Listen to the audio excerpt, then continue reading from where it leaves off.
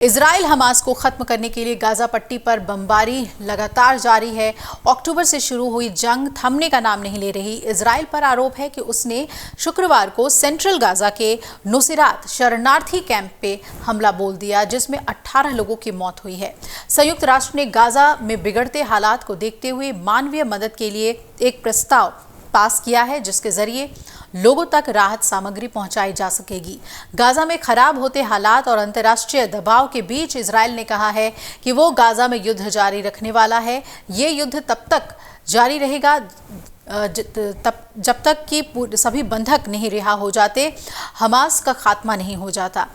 WHO chief ने एक बार फिर से दोहराया है कि गाजा में अकाल का खतरा बढ़ता जा रहा है, क्योंकि लोगों तक खाना और पानी नहीं पहुंच पा रहा।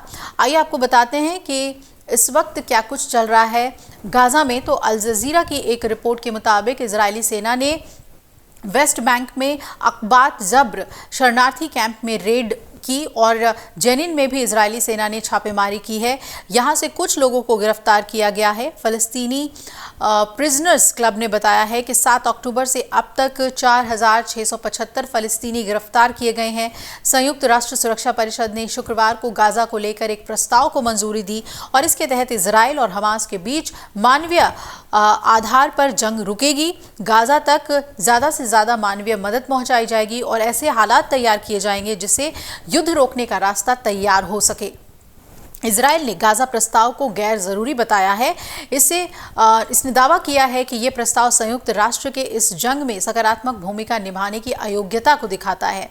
यूएन में इजरायली राजदूत ने कहा कि गाजा में मदद पर ज्यादा ध्यान दिया जा रहा है, लेकिन बंधकों को लेकर कोई बात नहीं हो रही है। हमास ने कहा कि गाजा पर संयुक्त राष्ट्र सुरक्षा परिषद का प्रस्ताव अपर्याप्त कदम है, क्योंकि इसमें युद्ध रोकने के लिए तो कोई अंतर्राष्ट्रीय प्रस्ताव शामिल ही नहीं है। हमास ने यह कहा कि प्रस्ताव इजराइल के जरिए बनाई गई भयावह स्थिति को खत्म नहीं करता है।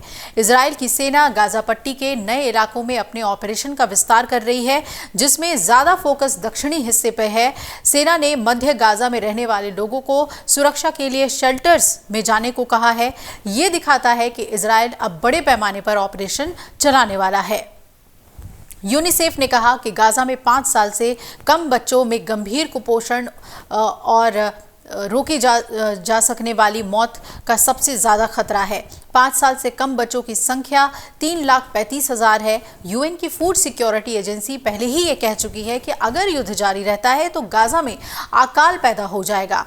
न्यूयॉर्क टाइम्स की एक रिपोर्ट ने बताया कि इजराइल ने गाजा में सेफ जोन घोषित किए गए कई इलाकों में बमबारी कर दी है। इजराइल का फोकस अब दक्षिणी गाजा है, जहां उसने 907 किलो के बम गिराए हैं। गाजा में मरने वाले लोगों की संख्या 20,057 पहुंच चुकी है और इजराइल के साथ चल रही हमास की जंग में कुल मिलाकर 53,320 लोग घायल हुए हैं।